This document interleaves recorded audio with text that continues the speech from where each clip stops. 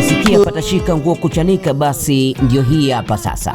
Mambo yanakuwa sio mambo tena kule kwa Joka, ambapo Joka amejaribu kuweza kumtafuta Dante ili aweze kusuluhisha mambo yake ambayo yameonekana kwenda kombo, ili amtumie Dante kama kilaka kwa ajili ya kusovu ishu yake yeye pamoja na KP.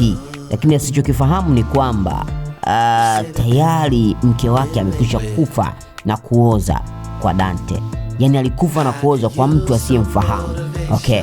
Sasa katika kikao hicho hapo walipomaliza, mara baada ya kugundua kwamba vijana hao hawako tayari tena kuendelea kuwa na Joka, namaanisha Scoba pamoja na Mghana, ndipo ambapo anaamua kugeukia kwa mwamba huyo hapo Dante kwamba amtumie kama kiraka. Lakini sasa mwanzoni yeye mwenyewe Joka ameweka nadhiri kwamba atakaye mkuta anatembea na mke wake atamuua kwa mikono yake miwili. Na sasa mke wake anaonesha dalili ya wazi kabisa, kama ambavyo tumeona katika episode hiyo iliyokwisha, anajaribu kuweza kumchum Dante, na wakati huo tayari Joka yuko njiani. Guess what? Movie ni kali bwana, kinachofuata ni kikali zaidi. Tulia hivyo hivyo, kinakuja kiko jikoni, ni kikali na kuhakikishia ni kikali. Hatujawahi kukosea sisi watoto wa KP, hatujawahi kukosea kabisa. Okay, kwa upande mwingine tunamwona hapo mkali mwenyewe Mghana akimtisha Joka kwamba kama yeye aliweza kusaliti na yeye atasalitiwa na atauawa. Ni maneno kuntu, maneno ya kijasiri ambayo Mghana anayatoa kwa Joka, mtu yule ambao walikuwa akimwogopa na kumhofia zamani, lakini yeye ameweza kuonyesha wazi wazi, akidhani kwamba labda Scoba atamtetea akibaki katika upande wake. Lakini usilolijua ni kwamba Scoba naye akaamua kumuunga mkono Mghana na akampa munkali ya kuongea kwa msisitizo, na macho akiyatoa kama unavyoona hapo, kwa ujasiri wa hali ya juu, akiamini kwamba yule anayemwambia ana uwezo wa kukabiliana naye kindaki, ana uwezo wa kupambana naye kisawasawa. This is more than movie.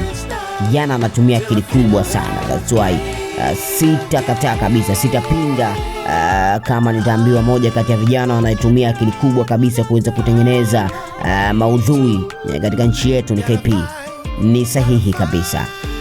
Hapo ni katika kikao hicho ambacho mara baada ya kuwa neglected anaamua kutoka sasa, mkali mwenyewe Joka, msaliti wa kimataifa. Ikumbuke kwamba mwanzo alimsaliti na kujaribu kwenda kwa Dragon ili aweze kutengeneza mpango wa kumua KP. At the same mpango umekwama, lakini bado anawaambia hapo kwamba mpango wangu uko pale pale wa kuweza kukata kabisa kichwa cha KP pamoja na Zebu. Lakini upande mwingine, moja kati ya matukio ya hatari zaidi ni pale ambapo KP pamoja na Zebu wanaendelea kubaki katika nyumba hiyo. Yani swala la wao kuendelea kubaki katika nyumba hiyo ni hatari ambao wanajikaribishia wao wenyewe. Haikutakiwa kuendelea kubaki katika nyumba hiyo. Jambo la msingi ilitakiwa wao waweze kuondoka katika nyumba hiyo mara baada ya kugundua kwamba wanafuatiliwa sasa na watu watatu, ama taasisi tatu. Taasisi ya Joka mwenyewe ikiwa ni kama taasisi ya kwanza ambaye ndio amesababisha matatizo yote hayo. Lakini taasisi ya pili ni taasisi ya Dragon ambaye yeye alitumwa na Joka, lakini this time anakwenda yeye mwenyewe kwa sababu tayari amekwisha kuuliwa vijana wake wawili. Na taasisi ya tatu ni vyombo vya usalama. Kwa hiyo sidhani kama ilikuwa sehemu sahihi sana kuendelea kubaki pale. Ni kosa la kiufundi ambalo KP amelifanya. Though yeye anasema anaamini katika akili yake, lakini hapa niliona kama alitakiwa kuweza kutoka na kwenda kutafuta makazi sehemu nyingine. Hii movie ni kali.